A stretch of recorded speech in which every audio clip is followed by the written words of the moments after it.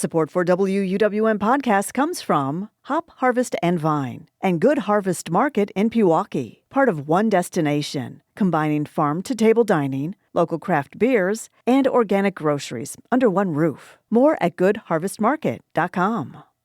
Beyond Our Senses is a new nature documentary that gives you a bird's-eye view of the world of bank swallows. The 30-minute film follows thousands of bank swallows as they migrate to Lake Michigan's bluffs in the spring. It explores how the small birds navigate the breeding season with their unique vision and flight abilities. David Bussey is the director behind the film and a Milwaukee native.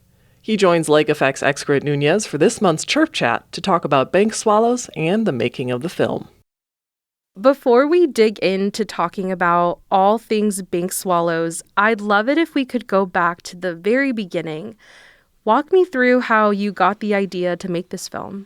One day I was at Sheridan Park and I walked out to the edge of the bluff and I saw thousands of birds swirling. And I was not a bird guy before this, so I had no idea what they were, but I was just fascinated by the fact that so many birds seem to be thriving so close to the city of Milwaukee. And after that day, it just stuck with me. I always had the idea to return and to create a documentary about it, but it was a couple years later that I eventually came back and started filming. And what I thought was just going to be a day or two of filming ended up turning into a summer, and then eventually a couple summers of filming, editing, and eventually landing on a 30-minute documentary. Like when I started, I thought, this was maybe going to be 5 minutes, and then it just slowly evolved as I became more and more interested and fascinated with everything that I was seeing. You said that you weren't a birder before starting this film. I'm curious, what's your relationship to birds or birding now? Yeah, well, it's interesting because now when I think back, I was always fascinated by birds, but it was always in little moments instead of just feeling connection with them as a whole. Yeah, I mean, I definitely love birds now. The bank swallow, I guess, maybe was my spark bird. I mean, it makes a lot of sense what you're saying. That curiosity led you to wanting to learn more about bank swallows. So before we keep going, for listeners who aren't familiar with bank swallows, can you describe what they look like? Yeah, so bank swallows, I think, are really a very plain-looking brown bird. Their wings are brown. Most of their head is brown, and then their chest and neck is white, and then they have a signature brown tie that goes down their chest. I mean, I think, they have about a 10-inch wingspan, and they weigh half an ounce. Oh my gosh, so tiny. So what do bank swallows eat? Bank swallows eat insects, lots of them. An adult typically eats about 1,000 insects a day, and then when they're raising their brood, each adult has to capture about 3,500 insects a day. Wow. That's a friend I'd want to have around me. So Yeah. I can never need to have a bug. Yeah, well, that's what's interesting. Lots of people want to chase away barn swallows, but if you don't like mosquitoes, you should keep those barn swallow nests around you if you don't want the bugs. Right. And do bank swallows migrate or do they stay in Wisconsin year-round? Yeah, bank swallows migrate. So in our region, they migrate from South America to North America every year. They're considered a cosmopolitan bird, so they exist basically all over the world on, I think, 5 continents. And I know that other types of swallows, like the tree and barn swallows, they build mud nests in trees or along buildings. But what about bank swallows? How are they unique? So bank swallows, it's what they get their name from is because they dig burrows into banks, and it's basically always along rivers or lakes. And in this case, it's along Lake Michigan. So they need really sandy, they call it friable soil, which just basically means soil that's really easy to dig into that doesn't really have any roots or vegetation. They have so many burrows along Sheridan and Warnemount Park. It's just a really great habitat for them. And something that you note in your film is that globally, the conservation status of bank swallows is of least concern. So I'm wondering, what made you decide this was a bird worth talking about and raising awareness of? I mean, it really did just start by me being amazed at just seeing them fly like fighter jets through the sky and living in these burrows. It just all felt very alien to me. So it started off as more of a curiosity than a mission-driven thing about conservation. But regarding the conservation, it is really interesting because as much as they have this really strong colony, their numbers have dropped by about 90% in the last 6 decades or so. And they're considered threatened species in Canada and also in California. But like you noted, they're still considered a species of least concern globally. So even though we've lost so much of their population, they still haven't crossed that threshold for, however we measure species. Right. And from the research that you've looked into, what are some of the threats that bank swallows face? I mean, a lot of it is just really the insect population. They might be considered an indicator species where as the insect population has declined, so has the population of all aerial insectivores. So bank swallows, along with anything that hunts insects, their populations are declining. One of the threats, too, to them is that they basically more or less need erosion to live. Like, they've done studies in California where they did some bluff remediation along the coast, and bank swallow population wasn't doing too well. So then they removed the bluff remediation, basically allowing the bluff to erode more. And then the bank swallow populations rebounded. So it's this interesting tension where, we generally see erosion as like a bad thing, but bank swallows, they need erosion for their habitat. But as much as like their population has been declining, like their habitat generally seems to be okay because they live in all these in-between places where humans can't really do much with. Like, even they live along riverbanks where it's eroding and, where it's hard for us to build things. So, I mean, I think the biggest thing that we can do is try to, help the insect population to rebound. So anything you can do to use less pesticides in your lawn, or something people can do to provide them with habitat, is to actually build a nesting wall. It's basically a giant bird box, but instead of just one nest, you could have up to 40. I'm Lake Effects expert Nunez speaking with David Bussey about his documentary on bank swallows called Beyond Our Senses. So I want to move on and talk about the making of the film.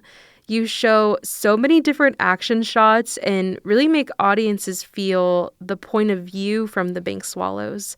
Why did you decide to tell their story this way? I had about 40 hours worth of footage, and I really just wanted the audience to feel the fascination that I felt when I was like watching them.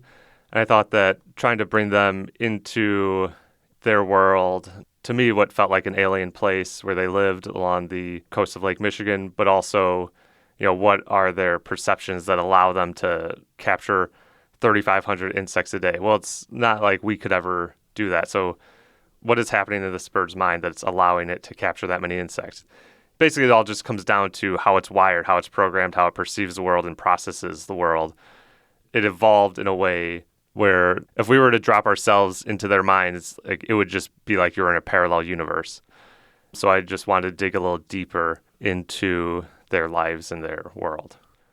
So I'm wondering, as someone who wasn't really a birder before making this film, how did you learn so much about bank swallows and know what information to share with viewers? Yeah, well, that was a long journey. It was basically, I captured, what amounted to about 40 hours worth of footage. And as I was watching it, I still didn't really understand their behavior. So I got a lot of my information from the Cornell Lab of Ornithology. After that, though, there was still a gap with their perceptions. So one of the most fascinating parts of their perceptions to me was something I actually found in a research paper, how all swallows have 4 distinct areas of focus in their vision. And when I found that research paper, I eventually reached out to one of the authors of the paper, Dr. Luke Terrell. I feel like I basically became his student, where I was just like, I probably asked him what felt like 100 questions, and he answered them all in detail. I was really deep in research it's probably about 2 years of researching it in the free time I had. So, what was the most challenging part about making this documentary? Yeah, so my day job is I'm a senior video producer at the ad agency CI Design, and then I went to University of Wisconsin-Milwaukee for film. So I've made a variety of short films, music videos, and stuff like that over the years. But this is easily my most ambitious project. I did make another nature documentary right before this one called Snowstorm, but that was much more simple. I was at Bradford Beach one day during a snowstorm, and I saw gulls and ducks just navigating this storm, and I filmed it for about an hour, then edited it together into a 5-minute video with just music and no voiceover. Yeah, that's what I thought this was going to become. So when I started diving more into the story and trying to develop into something, I felt like I was in way over my head. So one of the big challenges for me was to figure out how do you take this research-heavy, this science-focused topic and make it engaging. And I was really struggling with that. I got a lot of feedback from a lot of different collaborators throughout Milwaukee. It was all very helpful, but I was still struggling with it. So I ended up reaching out to a writer with National Geographic. His name is Jack Chapman. And he helped me to take the script from something that felt science-focused and dry to something that was really emotive and story-driven. So I would say for me, trying to create an engaging story out of it felt like the most challenging part of it. Yeah, and in the film, it primarily focuses on the breeding process of bank swallows. Something that stood out to me was the nest action. Oh, yeah. Like, how did you get video of what was going on inside a bank swallow's nest? Another challenge was that I had no way of capturing nest cam footage in Milwaukee without causing serious erosion and likely killing a bunch of swallows. So after I talked to the National Geographic writer, it became obvious that I really needed this footage in order to finish telling the story. And basically, I found that on YouTube, there was a live stream coming from the country of Ireland of the sand martin, which is just their name for the bank swallow. And I got in touch with them, and they were gracious enough to allow me to use the footage. And after they allowed me to use the footage, some real serious drama happened in the nest where basically they had a clutch and there was an attack by another bank swallow in their burrow.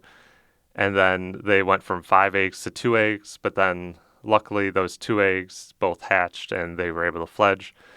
It ended up being this collaboration with this place called Harper's Island Wetlands in Ireland, where they had this nest cam set up because they have an artificial nesting wall, probably like 15 feet wide by 10 feet tall. It's got about 40 artificial burrows and nests in it, and then they just have a camera in 2 of the nests. So now they're using this artificial nesting wall, so it works out as both a habitat for them and also just like a great thing for visitors in the summer to be able to view and engage with when there's less activity on their preserve. It's so interesting to hear how the work that went into this documentary spans like so many different places in and outside of the U.S. So as a birder myself, when I learned about this film, I was all in and I was really excited to watch. But I'm wondering, why would you encourage someone who isn't a birder to go to a showing? This film for me is really just about a fascination and awe with the world around us. My goal with the film was to make it something where, when you look at the stars, when you look at a mountain, you just are filled with this sense of awe. So that's what I was trying to capture in the film, and that's why I collaborated with so many people, was because I wanted viewers to not just connect with the birds, but just to connect with the world around us as a whole.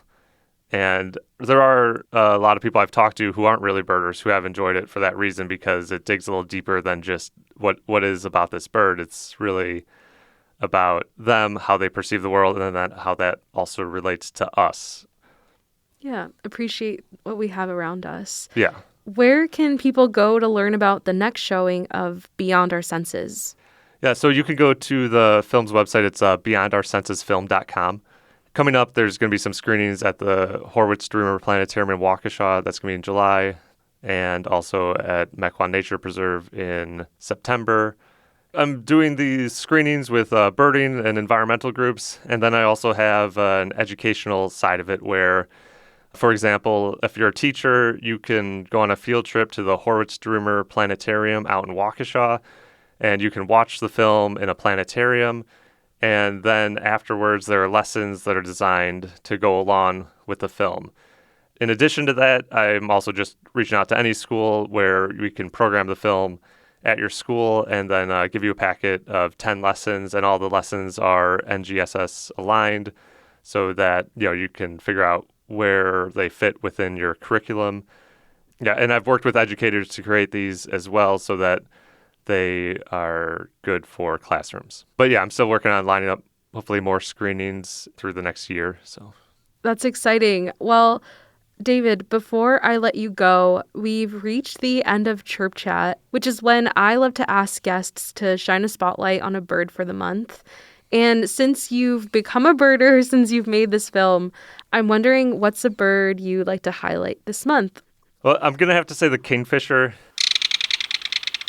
And the reason for that is because the kingfisher is maybe the unwanted neighbor of the bank swallow. So they burrow with each other, where if you were looking at a colony of bank swallows, you might notice larger burrow somewhere.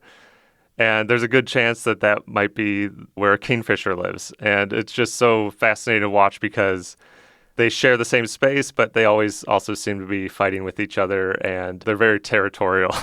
I mean, both of them are territorial, although they'll kind of like seemingly like yell at each other and be trying to chase each other away, even as they're neighbors and sharing the same habitat. Well, I don't think anyone's ever highlighted the kingfisher, so Okay. thank you for sharing. Well, David, thank you so much for sharing your incredible documentary with me. I'm really excited for more people to see it and learn about bank swallows. Thank you.